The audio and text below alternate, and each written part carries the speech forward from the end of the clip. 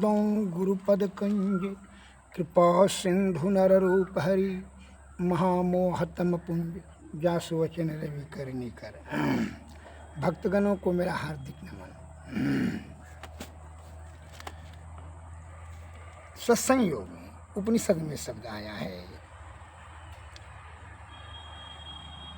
सदा नदानुसंधान आत्म सच्चिना वासना भवेत निरंजने विल्येत मरुत मनसी पदम मज अर्थात नदानुसंधान सुरत शब्द योग अभ्यास सदा करने से वासना का नाश होता है। हे ब्रह्मा, तब वायु प्राणवायु निरंजन मन में लीन हो जाता है। प्राणवायु निरंजन मन में लीन हो जाता है। क्या करने से? नदानुसंधान अर्थात सुरत शब्द योग अभ्यास हमेशा करने से वासना का नाश हो जाता है। जो वासना है आपका लोभ मोह मद तृष्णा भय क्रोध ऐसा ये सब जो वासना है विषय की वासना, इसका नदानुसंधान हमेशा करने से आपका इसका नाश हो जाता है।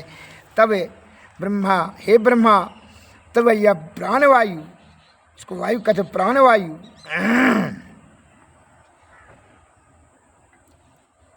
निरंजन मन में लीन हो जाता है।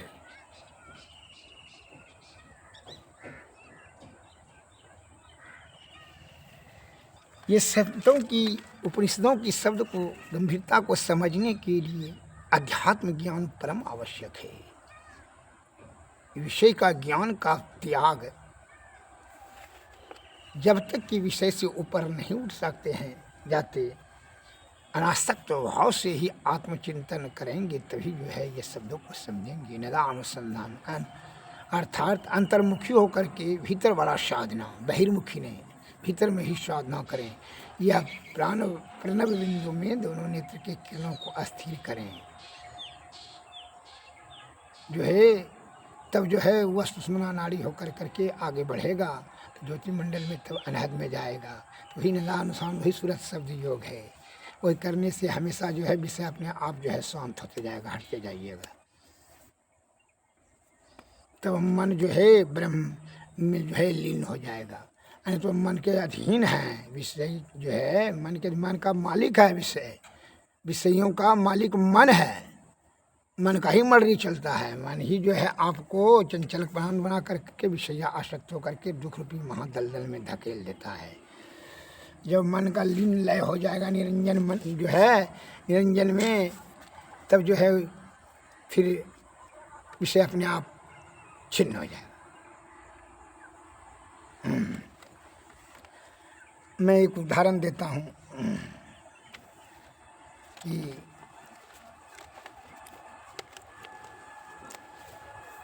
एक जो है दो भिखारी थे, एक मंदिर में बैठे हुए थे। राजा साहब जी जाते थे पूजा पाठ करने के लिए। तो भिखारी दायां साइड का भिखारी ने मांगता था, हे ईश्वर, हमेशा वह कहता था, हे ईश्वर, जो आप देंगे वही में संतोष, हे भगवान आप दया करें। आई बायां साइड वाला जो है भिखारी जो था, वह जब देखता था पैसा वाला को, राजा को, जब राजा जाता था पूजा करने के लिए मंदिर में, राजे से मांगता था, हे राजन, आप बहुत धन्य धान्य में हैं, सब खुश संपन्न हैं, अतः कृपा करके दया करके कुछ जो है आप दान करें जो कि हमारा दरिद्रता नष्ट हो, भीख नहीं मांगना पड़े इत्यादि। दया का मीठा मीठा वचन भाव कर करके उनका जो है दया का भाव जागृत किया। तो एक दिन क्या हुआ कि मंत्री जी से जाकर के मंत्रणा किया राजा साहब ने कि जो है बायां साइड वाला भिखारी हमसे मांगता है और दायां साइड वाला जो भिखारी वो भगवान से हमेशा मांगता है। एक काम करो, बायां साइड वाला जो है, जो बायां बगल बैठता है भिखारी मंदिर के बायां बगल, तो खीर बनाओ। तो खीर बनाया और उसमें कहा कि सोना जो है सोना का गुल्ली छोटा छोटा नीचे में दे दो, भिखारी का जो है दरिद्रता नष्ट हो जाएगा। वो खीर जैसे खाएगा अंत में जो है वो सोना दे करके खुश हो जाएगा, अपना भीख मांगना बंद कर देगा, अमीर हो जाएगा। सोना बेच कर करके सुखी हो जाएगा। बेचारा रोज़ मांगता है। तो का ठीक है राजन। तो उसने मंत्री साहब ने खीर बनवा कर करके बड़ा प्रेम भाव से और जो सोना नीचे में दे दिया और जा कर के बायां तरफ वाला जो है भिखारी मांगता था कि राजा साहब ने आपको ये दान में दिया है, खीर भेजा है। तो का बड़ा भिखारी खुश हुआ और वह खीर खाने लगा। खीर खाते खाते जब पेट भर गया, खीर खा रहा था, तो उस समय उसको चिढ़ा करके दायां साइड में जो बैठा वाला भिखारी था उसको चिढ़ा करके बोलता था कि तुम हमेशा जो है भगवान से मांगते हो, मूर्ख कहीं का। देखो हम राजा से मांगे तुरंत दे दिया, जिसको देखबे नहीं किए हैं उससे को नहीं मांगते हो। जिस पर जाकर सत्य सनेहु ताकर मिलहु न कछु संदेहु।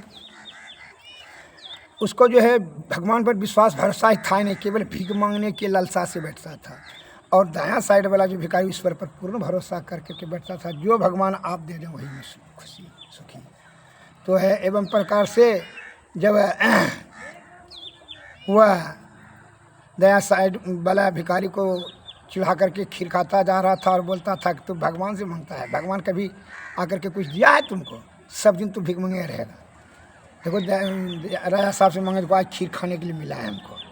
खीर खा लिया, पेट भर गया, तो कहा कि जो लो तुम जो है भगवान से मांगते, लो तुमको भी देते हैं, खीर खा लेना। जूठा हमरा रख दिया। बस वो भिखारी दाहिना साइड वाला भिखारी जैसे खाने लगा तो मन में देखा तो सोना ठेका, तो देख करके देखा तो पेचाप हुआ, थरिया लेकर के चला गया। जब राजा साहब दूसरे दिन आए तो दूसरा दिन भीख मांगने के लिए आया ही नहीं। सोना बेच कर करके वो अमीर हो गया। दायां साइड वाला उसको भगवान ने दिया। बायां साइड वाला भिखारी दूसरा दिन भी भीख मांगने के लिए राजा साहब पूजा करने लगे। राजा साहब ने कहा, अरे कल तुमको खीर मंत्री ने नहीं दिया था?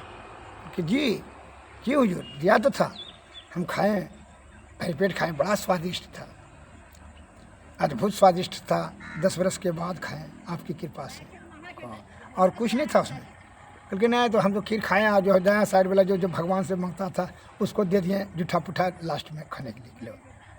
तो मन मन राजा साहब ने सोच लिया, ओह तू हमसे राजा से मांगा तो खीर मिला और वो ईश्वर से मांगा तो जो है उसको सोना मिला और वह अमीर हो गया। इसलिए वो आज नहीं आया है। लेकिन नहीं सरकार, वो मन मन सोच लिया वो नहीं आया तो अमीर बन गया, अब उसको भीख मांगने का जरूरत नहीं है। इसीलिए किससे क्या मांगते हो यह सोचो पहले कि जो मांगना है, मांगने वाला वस्तु जो है ईश्वर से ही स्वयं मांग लो ईश्वर को। फिर और इधर कुछ मांगने चांगने वाला कोई चीज़ वस्तु नहीं है। क्या खूबसूरती स्त्री से क्या मांगते हो, पुत्र पुत्री से क्या मांगते हो, जगह जमीन जायदाद मकान दुकान फकान, तू सब जान पे करता है कि मर करके इसको छोड़ना ही पड़ेगा। फिर यहाँ क्या चीज़ का ललसा लगाए बैठे हो? ईश्वर को ईश्वर को ही मांग लो, जो कि परम धाम की प्राप्ति होगी, अर्थात सतलोक की प्राप्ति। जीवन मरण दुस्सह दुख हो, जीने मरने में नाना प्रकार का दुख हो, इससे छुटकारा मुक्ति मिल जाने का एक ही जो है वह ईश्वर प्राप्त कर लीजिए। और कुछ मांगने के लिए संसार में है ही नहीं। सभी जो है गौ गोचर जहाँ लग जाए सब माया जान हो भाई। जितना भी जो है जो देख रहे हैं तो इस सभी का नाश निश्चित है। इसीलिए ईश्वर को ईश्वर से ही मांग लीजिए, फिर जो है और कुछ मांगने के लिए नहीं रह जाएगा। आप और हम जो है ये लोकल वस्तु मांगते हैं जो कि नाशवान है। अरे शरीर तो अनमोल रतन दे दिया, इसका भी नाश है, तो फिर और मांगने के लिए यहाँ क्या चीज़ है? जब यह जीवात्मा ही निकल कर करके जब दुर्गति में बढ़ जाएगा उससे सदगति मांग लो। इसलिए कहते हैं संत महात्मा लोग, मांगने के लिए भी तरीका हम लोगों को ज्ञान नहीं है। ईश्वर से मांगा तो वह अमीर हो गया, और नहीं वो राजा से मांगा तो वह खीर मिला। मांगने का भी तरीका समझ लीजिए। आप फिर कामधेनु गाय से मांगेंगे तो दूध देगा, बैल से मांगेंगे तो क्या गोबर देगा, सुअर से मांगेंगे तो क्या देगा, कुत्ता से मांगेंगे तो क्या देगा।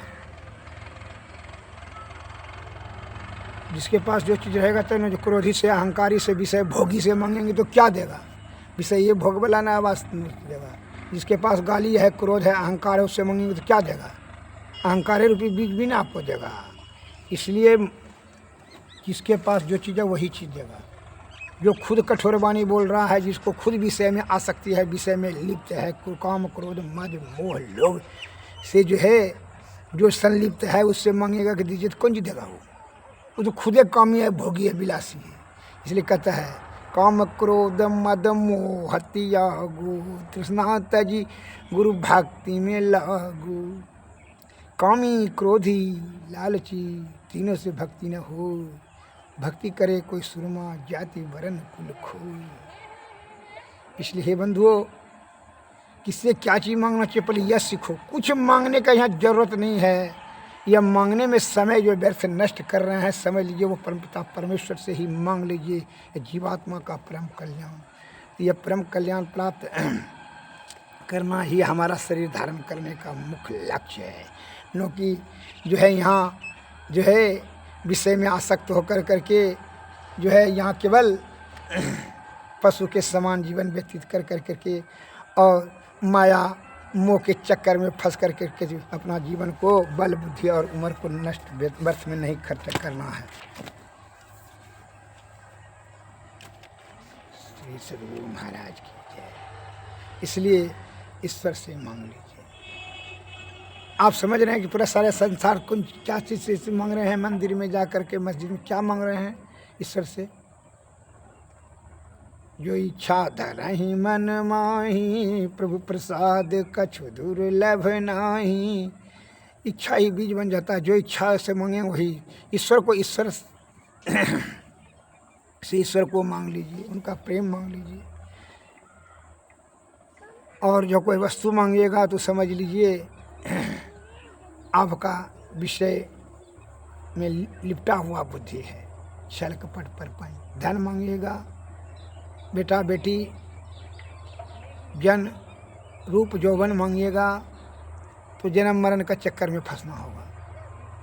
ये तो क्षण भंगुर सुख मिलेगा, फिर जो है अंत में दुखदायी हो जाएगा। इसलिए परम आनंद मांगिए, जो आनंद को जो इच्छा ही नहीं हो। अंत विहीन आनंद ही परम आनंद है। अर्थात श्री सद्गुरु महाराज की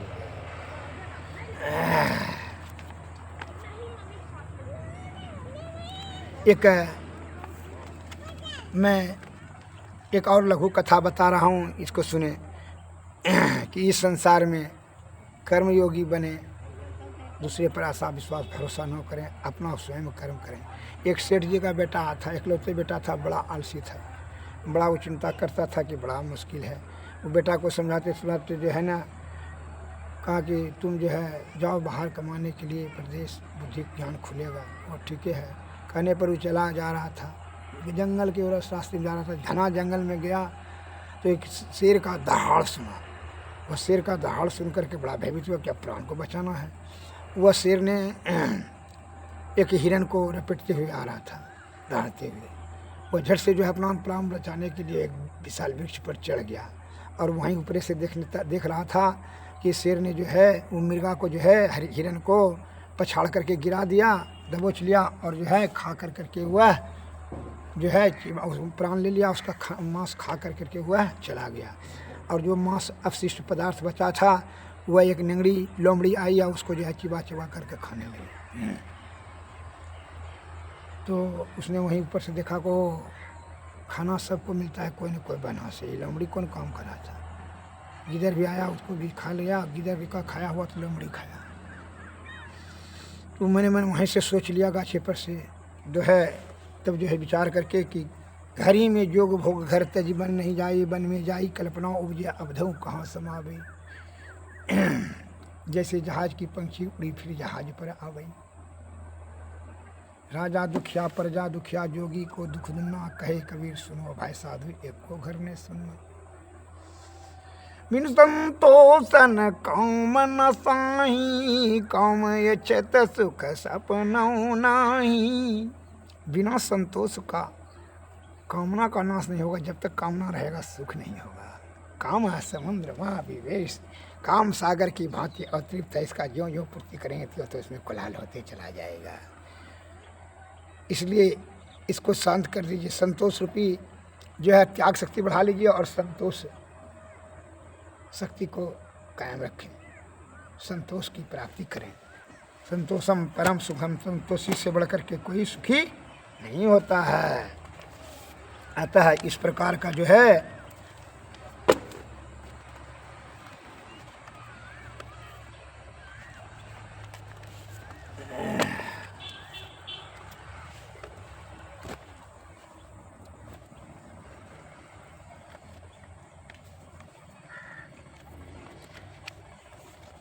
पूरा ब्रह्मांड इस शरीर में संव्याप्त है। सदगुरु की कृपा से ही आप वह जीव आत्मा को परमात्मा ब्रह्म सुषमना नाड़ी होकर करके ब्रह्म की ओर बढ़ा सकते हैं। केवल युक्ति जानना है। नहीं युक्ति जानते हैं, आप छोटा मोटा जो है कहीं अन्य नया जगह जाते हैं। अब दिल्ली जाने के लिए आपको बड़ा मुझसे पूछना पड़ता है, स्टेशन बाबू से, स्टेशन मास्टर से कि सर कैसे दिल्ली जाएंगे, कौन रास्ता से जाएंगे। तो उसी प्रकार सदगुरु महाराज का क्या काम है, वह अपने ज्योति से वह ज्योतिर्मय अर्थात वह ब्रह्म की ओर रास्ता मार्गदर्शन बता देंगे कि भाई प्रणव बिंदु होकर करके सुषमना नाड़ी होकर के सूरज से ध्यान योग से आप जो है ब्रह्म की ओर बढ़ें। वह अपना रोशनी से बता देंगे कि रास्ता बता देंगे।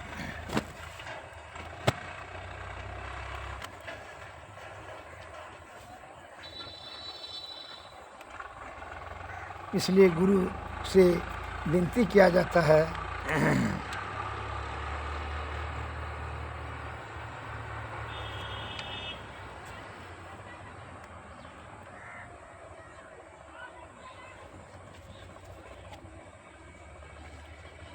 जहाँ सूक्ष्म नाद धावनी अज्ञा, अज्ञा चक्र करी डेरा।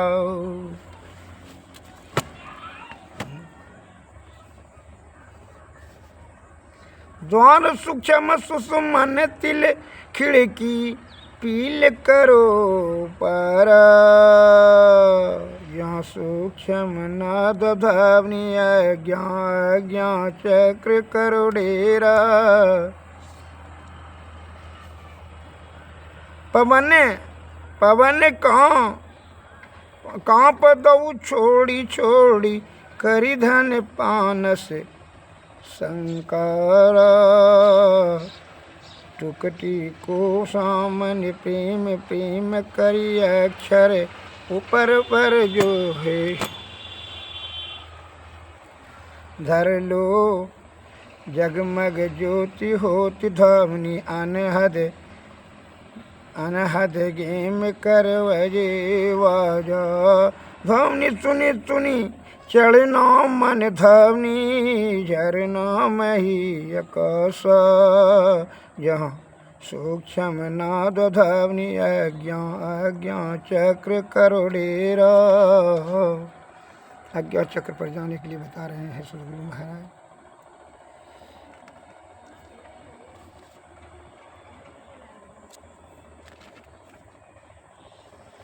इसलिए सदगुरु महाराज की विस्तृत रूप से जानकारी प्राप्त करने के लिए, उनसे युक्ति जानने के लिए, उनकी जो है क्या भक्ति करना चाहिए निष्कपट और निश्चल होकर करके पूर्ण विश्वास और भरोसा के साथ, तब क्या होगा।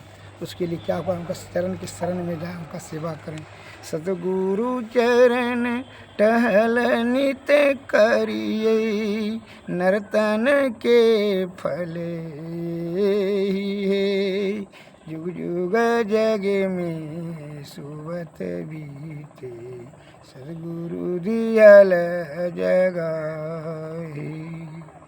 आन्हरिया की सुजत रहे नाही, थे फड़े अंधया चेत है। करी कृपा गुरु भेद बताए, दृष्टि खुली मिटल चेत है। भा प्रकाश मिटल अंधियारी, सुख भयल बहुते रहे, गुरु कृपा की कीमत नाही, मिटल 84 फेरे, सद्गुरु चरण टहल नित करिए, नर्तन के फल एहि, जुग जग में सोवत बीते, सद्गुरु दियल जगाए, धन मन धन तन धन बाबा देवी साहब, धन धन धान्य बाबा देवी साहब, सद्गुरु बंदी छोरे, तुम सम भेदिना नाही दयालु, मैं ही कहत कर जोरी, सद्गुरु चरण टहल नित करिए, नर्तन के फल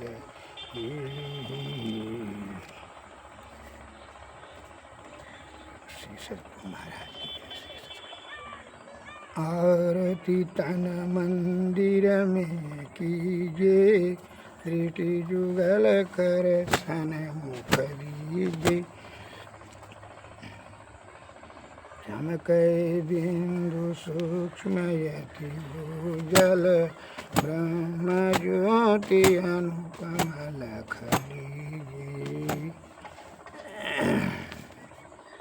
जगमग जगमग रूप ब्रह्मांड, निरखी निरखी ज्योति तजरीजी, शब्द अभ्यास सरल तर करि करि सार सवद गहिरी, ऐसी जुगति कया गढ़ त्यागी, भव ब्रह्म वेद सकल मल छीजी, खंडन यारति निर्मल करि में ही अमृत रस पीजे, आरती मंदिर में कीजिए, दृष्टि जुगल कर सन मुख दीजिए, श्री सद्गुरु महाराज की जय, श्री सद्गुरु महाराज, सद्गुरु नमः, नमस्कार, जय हिंद जय भारत।